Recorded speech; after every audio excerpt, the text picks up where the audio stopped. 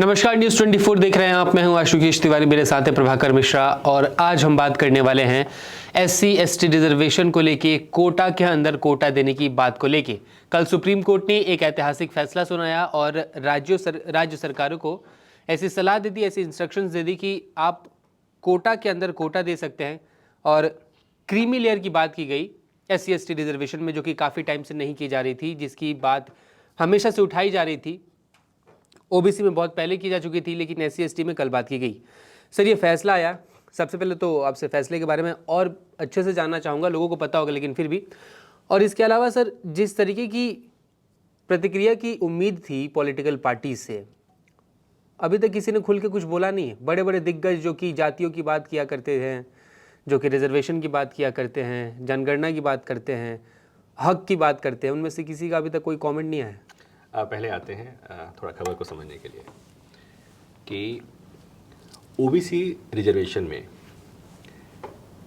Creamy layer का concept है। Indira Sahni judgement जिसमें कह दिया गया कि रिजर्वेशन का दायरा 50% से ज़्यादा नहीं बढ़ेगा, 1992 का जो जजमेंट था, तो उसमें 9 जजेस बेंच ने यह प्रिंसिपल बनाया, सिद्धांत दिया कि इसमें क्रीमी लेयर का कंसेप्ट होगा। क्रीमी लेयर का कंसेप्ट वो कि एक ओबीसी क्लास के लोग जो रिजर्वेशन लेंगे, वो अगर उनकी आय एक पर्टिकुलर लेवल को छू जाएगी या वो पर्टिकुलर पद पर होंगे, तो उनके घर के लोगों को, उनके परिजनों को रिजर्वेशन के से बाहर कर दिया जाएगा। वो क्रीमी लेयर, अभी उसकी सीमा है 8 लाख सालाना पर एनम ऐसा करके। और कुछ पर्टिकुलर जो पोस्ट हैं उनके लिए भी ऐसा, ग्रुप ए और ग्रुप बी की नौकरी में जो होंगे। लेकिन उस समय उसी बेंच ने, इंदिरा साहनी जजमेंट 9 जजों की बेंच ने उस समय कहा कि SC/ST में क्रीमी लेयर का कंसेप्ट नहीं लागू होगा, इसमें करने की जरूरत नहीं है। तो ये व्यवस्था चली आ रही थी, अभी भी चली आ रही है। अब क्या हुआ कि आज से 20 साल पहले एक मामला आया था, उसमें सुप्रीम कोर्ट पे आया था। तो 5 जजों की बेंच ने, वो मामला क्या था कि SC/ST में रिजर्वेशन विद इन रिजर्वेशन दिया जा सकता है क्या, यानी कि क्या SC/ST में सब क्लास बनाया जा सकता है क्या। इसलिए कि प्रत्येक जातियां, वो चाहे SC हो, ST हो, OBC हो या जिसे अगली जातियां कहती हैं, सब जातियों में कोई सारी जातियों का स्टेटस एक नहीं होता है जी। तो उसमें यह था कि क्या SC/ST में जातियों का सब क्लासिफिकेशन किया जा सकता है, और जो बहुत कमजोर हैं क्या उनको अतिरिक्त उनके लिए रिजर्वेशन दिया जा सकता है क्या। तो सुप्रीम कोर्ट की 5 जजों की बेंच ने कह दिया था कि 1984 का 20 साल पहले का फैसला, यानी कि तो ये सुप्रीम कोर्ट ने उसे कहा कि नहीं दिया जा सकता। उसके बाद से 2006 में पंजाब सरकार एक कानून लेकर आई, और उसमें जो मजहबी सिख होते हैं और वाल्मीकि, आपको पता है रिजर्वेशन जो 50% का रिजर्वेशन का क्राइटेरिया, उसमें 15% जो है वो SC के लिए है जी। तो उसमें मजहबी सिख और वाल्मीकि के लिए रिजर्वेशन में जो 15% का रिजर्वेशन था, उसमें 50% रिजर्वेशन इन लोगों के लिए कर दिया गया, रिजर्व किया गया। यानी रिजर्वेशन जो 15% रिजर्वेशन है, उसका 50% उनके लिए। इस फैसले को हाईकोर्ट में चुनौती दी गई और हाईकोर्ट ने उसे रद्द कर दिया, कहा कि ये ऐसी व्यवस्था नहीं दी जा सकती, उसे असंवैधानिक बताया। और साथ ही साथ ये बताया कि सुप्रीम कोर्ट का पुराना फैसला है और उसके हिसाब से सब कैटेगरी नहीं बनाई जा सकती जी।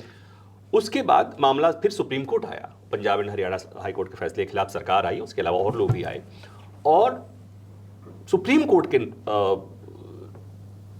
कोर्ट ने कि संविधान पीठ ने जो फैसला दिया है, उसने कहा कि रिजर्वेशन देने के लिए SC/ST में जो बहुत पीछे हैं, बहुत कमजोर हैं जी, उनको रिजर्वेशन का फायदा पहुंचाने के लिए सब कैटेगरी बनाई जा सकती है, राज्य सरकारें बना सकती हैं, उन्हें रिजर्वेशन दे सकती हैं। ये किसी भी तरह से संविधान के किसी भी अनुच्छेद, किसी भी आर्टिकल के खिलाफ नहीं है। तो ये तो हो गई बात जो पंजाब सरकार ने किया था।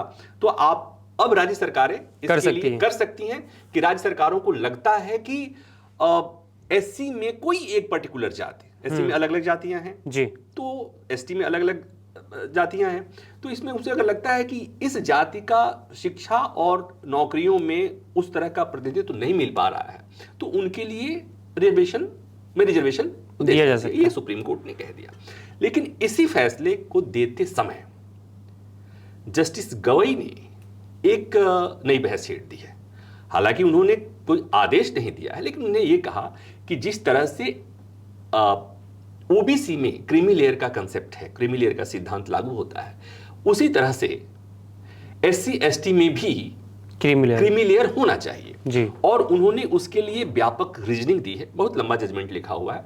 तो जो आधा जजमेंट है जिसमें हमने कहा कि सब कैटेगरी बनाई जा सकती है, वो 7 जजों की बेंच में से 6 जजों ने एक राय दी है। जस्टिस बेला त्रिवेदी ने कहा कि नहीं, सुप्रीम कोर्ट का जो पुराना आदेश था वो सही है, तो 6 जजों का जो फैसला होगा वो लागू होगा। तो वो तो अलग मसला हो गया। लेकिन इस बीच जो जस्टिस गवई ने फैसला लिखा है उसमें जो क्रीमी लेयर का कंसेप्ट दिया कि जो एससी एसटी में भी ओबीसी की तरह से क्रीमी लेयर लागू होना चाहिए। और क्यों लागू होना चाहिए, वो इंदिरा साहनी जजमेंट के दौरान जो जस्टिस जीवन रेड्डी ने फैसला लिखते हुए जो उन्होंने एक जो आर्गुमेंट दिया था, तर्क दिया था, रीजनिंग लिखी थी, उसमें जिस आधार पर ओबीसी में क्रीमी लेयर का कंसेप्ट आया, उसमें उन्होंने कहा कि अगर किसी को ओबीसी में से कोई आदमी ऐसा होता है जिसको रिजर्वेशन के फायदे से वो उसका सामाजिक उत्थान हो जाता है, आर्थिक तौर पर वो सक्षम हो जाता है, तो उसको उसके बच्चे की तुलना, उसके बच्चे का कंपटीशन उससे नहीं होना चाहिए जो नीचे रह गया जी।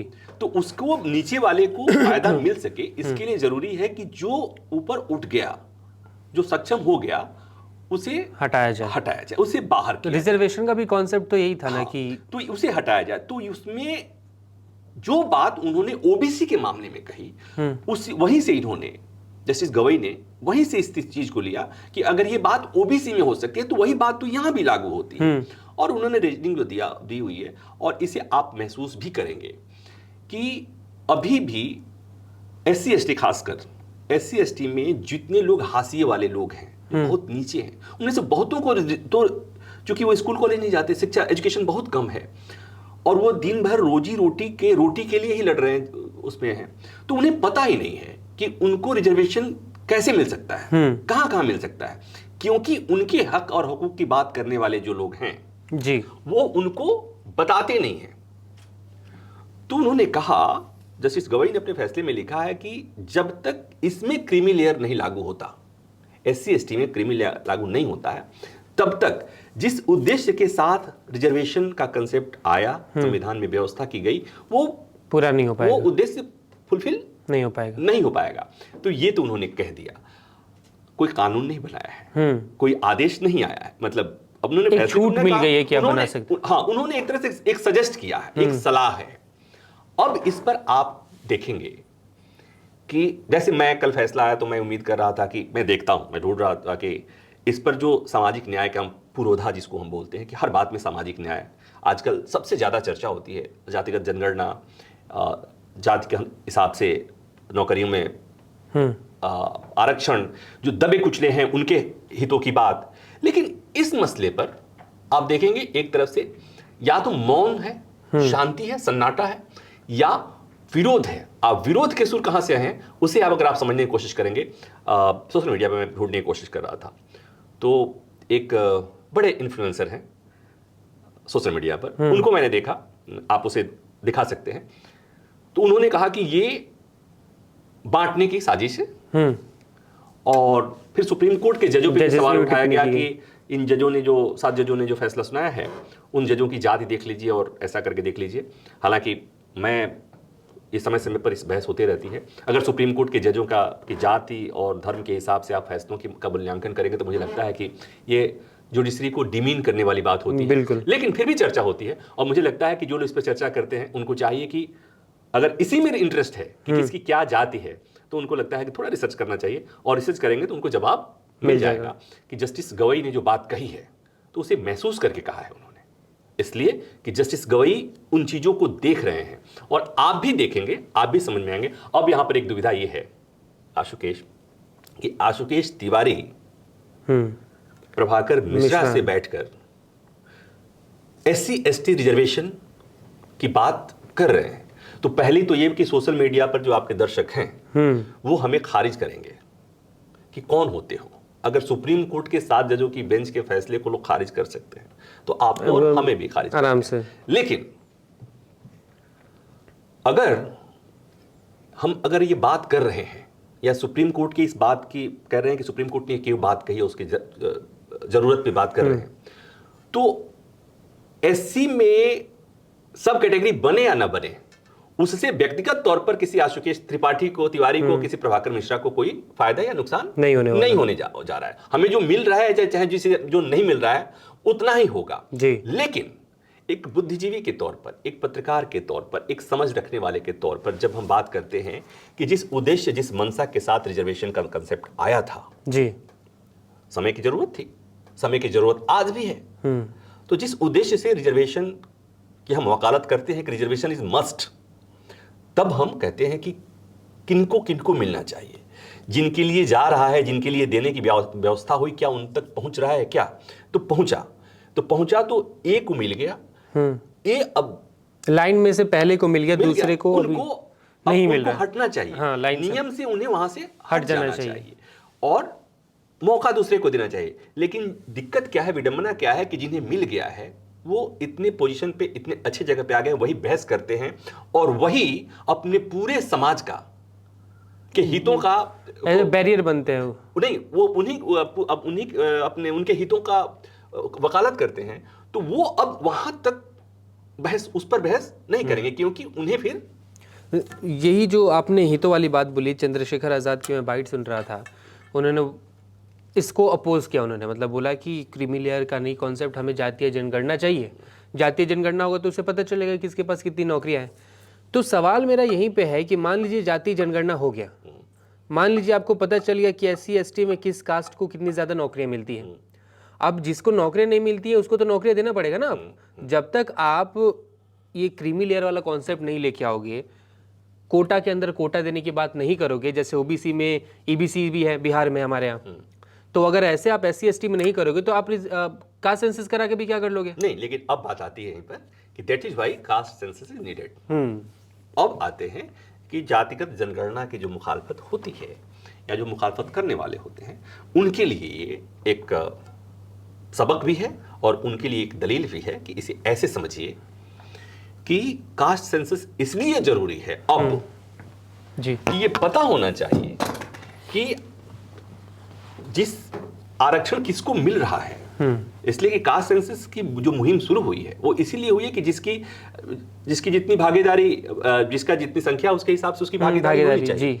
तो भागीदारी होनी चाहिए। अब दिक्कत क्या है कि जो SC या ST की जो संख्या है, आपने संख्या से सबको काउंट तो कर दिया, लेकिन सुप्रीम कोर्ट क्या कह रहा है, जस्टिस गवई के साथ 4 और जज क्या कह रहे हैं, वो ये कह रहे हैं कि SC में एक आदमी जो क्लास 1 का अधिकारी बन गया, उसका लड़का दिल्ली के किसी टॉप स्कूल में पढ़ रहा है, पटना के किसी टॉप स्कूल में पढ़ रहा है, और एक SC जो झुंझुनू का है, जो कोडरमा चतरा का है, उसका लड़का गांव के किसी प्राइमरी स्कूल में, सरकारी स्कूल में, झुग्गी में पढ़ रहा है।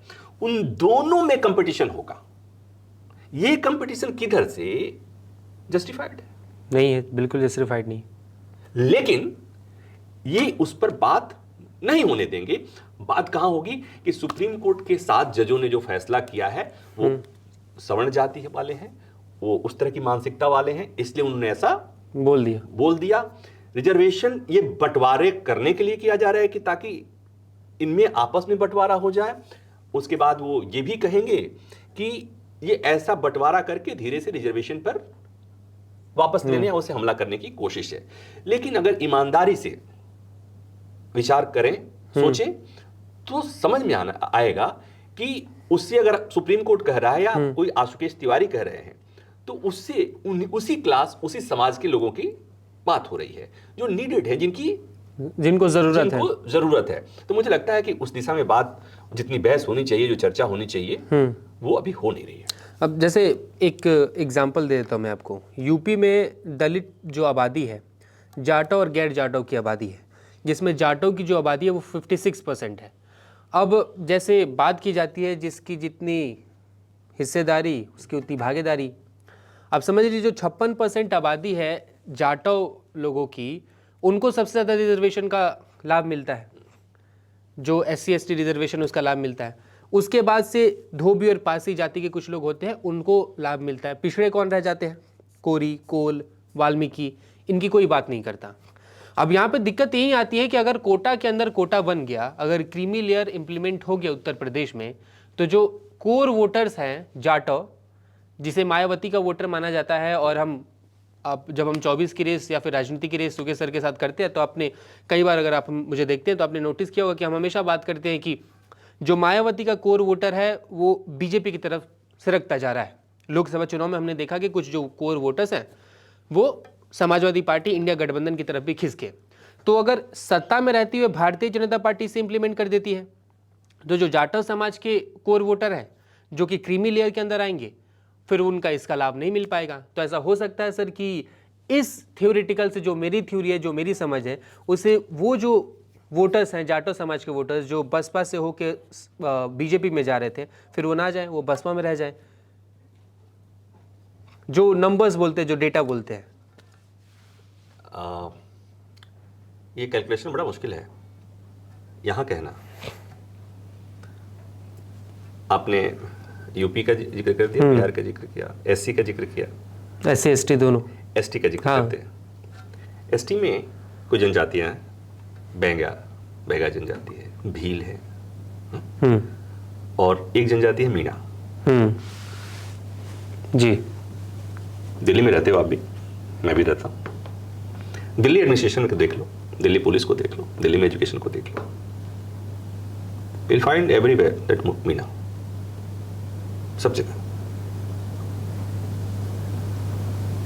चर्चा नहीं करने देंगे। मैं इस शब्द का इस्तेमाल कर रहा हूं, मैं एक पर्टिकुलर कम्युनिटी को लेकर बात कह रहा हूं। इसी से एक बात आई कि क्रीमी लेयर का, मैं थोड़ा सा बहस को ही रखना चाहता हूं, क्रीमी लेयर का हमेशा से मुखालफत होता है। ओबीसी में क्रीमी लेयर की मुखालफत हुई थी, यहां पर भी मुखालफत शुरू हो गई है। क्यों ही है? अब शुरू होने का मतलब क्या है कि शुरू हो गई है, तो अगर सुप्रीम कोर्ट ने, मैं एक बात और कह रहा हूं, जितनी मेरी अंडरस्टैंडिंग, मैंने जितना कोर्ट को देखा हुआ, जितना सरकार को समझा हुआ, अगर कल सुप्रीम कोर्ट ने अपने जजमेंट में यह बात कह दिया होता कि करो क्रीमी लेयर लागू, हालांकि कह नहीं सकता था, इसलिए कि कोर्ट के सामने ये सवाल नहीं। अगर कोर्ट ने, मान लीजिए कि सवाल होता और कोर्ट ने आदेश कर दिया होता कि क्रीमी लेयर लागू करो, तो आज जो चारों तरफ सन्नाटा बस रहा है ना, आज बवाल कट गया होता। संसद से लेकर सड़क तक इस फैसले के खिलाफ सरकार रिव्यू में आ गई होती, लोग सड़कों पे उतर गए होते। जितने बड़े नेता हैं, आज कहा जा रहा है कि थोड़ा बोल दो इस पर भी, और थोड़ा दाहिने बाबू कर रहे हैं, ऐसी स्थिति नहीं होती, लोग सड़कों पे आ जाते, सरकार आ जाती कि इसका रिव्यू करो। और अभी मैं जो इसके आगे बढ़े कह रहा हूं, अगर सुप्रीम कोर्ट रिव्यू नहीं करता तो पार्लियामेंट सुप्रीम कोर्ट के फैसले को बदल देता। अब पूछो क्यों?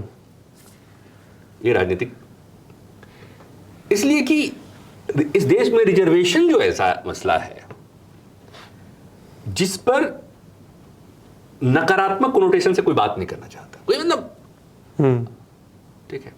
और जैसे आप क्रीमी लेयर की बात करते हैं, तो वहां पर भी क्रीमी लेयर की बात करने का मतलब कि क्रीम को बाहर करना, तो दिस इज समहाउ रिजर्वेशन। तो जो वर्ग हटेगा वो चिल्लाएगा, और हटेगा कौन? क्रीमी लेयर कौन है? समाज का क्रीमी लेयर कौन है? जो वेल्दी है, जो स्टेबल्ड है, उसके बाद वो रिजर्वेशन ले रहा है। सुकेश तिवारी और प्रभाकर मिश्रा क्रीमी लेयर में, समाज के क्रीमी लेयर में थे। आप पढ़े लिखे थे, आप घर से भी ठीक थे, आपके पास जमीन जायदाद थी, आप क्रीमी लेयर बाहर, रिजर्वेशन से आप बाहर कर दिए गए। कहा नहीं गया, बट रिजर्वेशन जो दिया गया और आप बाहर है, इसका मतलब कि आप क्रीमी लेयर हैं, आपको निकाल दिया गया जी। तो ये अब जो जिन्हें मिला हुआ है वो छोड़ना नहीं चाहते, और वो कौन है वो हैं जो पॉलिटिकली एक्टिव हैं, जो माहौल बनाते हैं जी, जो संसद में बोलते हैं, जो एडमिनिस्ट्रेशन में है, जो कॉलेजेस में है, जो स्कूलों में है, शिक्षक, वो और लोगों को वो मोटिवेट भी कर सकते हैं, किसी मुद्दे पर सड़कों पे उतार सकते हैं जी, वोट को प्रभावित कर सकते हैं जी, राजनीतिक पार्टियों को झुकने को मजबूर कर सकते हैं, सरकार को घुटने टेकने पे मजबूर कर सकते हैं। और जब इतनी बातें हो सकती हैं तो कोई सरकार ये रिस्क क्यों लेगी? रिस्क क्यों लेगी? तो रिस्क हटाने का नहीं ले सकती। अगर हट रहा होगा तो कहेगी कि रोक देंगे, डोंट वरी, मैं मैं हूं ना। समझ गया। तो सुप्रीम कोर्ट ने बात जो कही है, एक बहस की गुंजाइश है, इस पर चर्चा होनी चाहिए। और चर्चा इसलिए होनी चाहिए कि वो उसी समाज के लोगों के हित में, हक में है, ये किसी दूसरे समाज के लिए है नहीं। दूसरी बात एक और कि रिजर्वेशन जिसे भी दिया जा रहा है, ईडब्ल्यूएस में रिजर्वेशन की व्यवस्था हुई, ईडब्ल्यूएस रिजर्वेशन में बहुत खामियां हैं और उसका बेजा इस्तेमाल हो रहा है। उसको भी, उसमें जो गड़बड़ी है, जो उसके हकदार हैं उन्हें ही मिलना चाहिए, इसमें कोई दो राय नहीं है। ईडब्ल्यूएस, वहां पर भी जो ईडब्ल्यूएस की व्यवस्था की गई वो इसलिए की गई कि इस समाज में भी, मतलब जिन्हें रिजर्वेशन नहीं मिलता था उनमें भी बहुत लोग ऐसे हैं जिनकी बहुत स्थिति खराब है, उनको कुछ हेल्प होना चाहिए, उनको भी थोड़ा सा प्रमोट करने के लिए व्यवस्था होनी चाहिए। लेकिन किनको होनी चाहिए? जिन्हें वाकई जरूरत है। तो यहां पर आप भी देखोगे कि ईडब्ल्यूएस में लोग फर्जी सर्टिफिकेट बना करके, आय प्रमाण पत्र बना करके, और हाल के दिनों में यूपीएससी के बारे में जो सवाल आए तो उसमें देख ही लिया। तो मुझे लगता है कि वहां पर भी, मतलब बिंग प्रभाकर मिश्रा, मैं बात कर रहा हूं कि ईडब्ल्यूएस सर्टिफिकेट बना करके जो लोग इसका गलत इस्तेमाल कर रहे हैं उस पर भी कार्रवाई होनी चाहिए, सख्ती से उसका पालन होना चाहिए।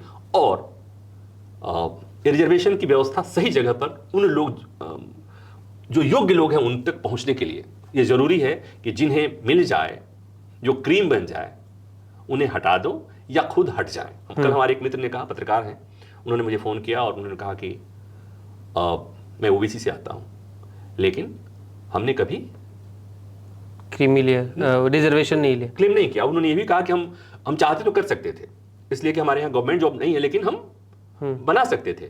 लेकिन क्यों बनाए? हम सक्षम हैं, तो हम हमारे ही समाज के लोगों को दूसरे लोग मिला तो हमें क्यों लेना चाहिए? तो ये सोच सब में होनी चाहिए। मतलब बेसिकली आपको तो खबर पता ही चल गई थी कि कोटे के अंदर कोटा देने की बात की गई थी, लेकिन उस कोटे के अंदर कोटा देने का काम राज्य सरकार का है, और राज्य सरकार इसे क्यों इम्प्लीमेंट करेगी ये हमने बता दिया। एक बात और इसमें जोड़ देते हैं, तो जो मुझे लग रहा है जो चर्चा में छूट गई है, वो ये कि कोर्ट ने एक बात और कही है कि रिजर्वेशन विद इन रिजर्वेशन दे सकते हैं देने के लिए, लेकिन आपके पास डेटा चाहिए। आप फैक्चुअल डेटा होने, तो आप पहले फैक्चुअल डेटा इकट्ठा कीजिए और उसके बाद आप दीजिए। दूसरा कि जुडिशियल रिव्यू हो सकता है हमेशा मनमाने ढंग से, ऐसा नहीं कि पता चला कि आप किसी एक जाति को, जिस जाति का वोट ज्यादा आपको दिख रहा है, लगता है कि इस वोट को, इस जाति को हम दे देंगे तो उसी को दे दिया, उसका वोट मिल जाएगा, तो आप मनमाने ढंग से आपने एक पर्टिकुलर जाति को आपने पहचान लिया और उसको दे दिया। दूसरी बात ये कि किसी भी सब कैटेगरी को आप 100% रिजर्वेशन नहीं दे सकते, इसलिए कि ये बात कहते हुए आप सोचिए कि कोर्ट को ये पता है, जस्टिस गवई को ये पता है कि अगर हमने ये बात कही है, सुप्रीम कोर्ट को पता है कि अगर हमने ये बात कही है तो इसका क्या क्या लोग फायदा उठा सकते हैं। तो कोर्ट ने पहले ही क्वेश्चन किया है, एक्सीडेंट प्रोन एरिया, आप ऐसा नहीं कर सकते, ऐसा करोगे तो वी आर हियर, इसका जुडिशियल रिव्यू हो सकता है। तो मतलब आपने जान लिया कि अगर सरकार कोटा देना चाहे तो क्यों देना चाहिए, किसको किसको ज़रूरत है, और नहीं देना चाहेगी तो क्यों नहीं देना चाहेगी, ये भी आपने समझ लिया।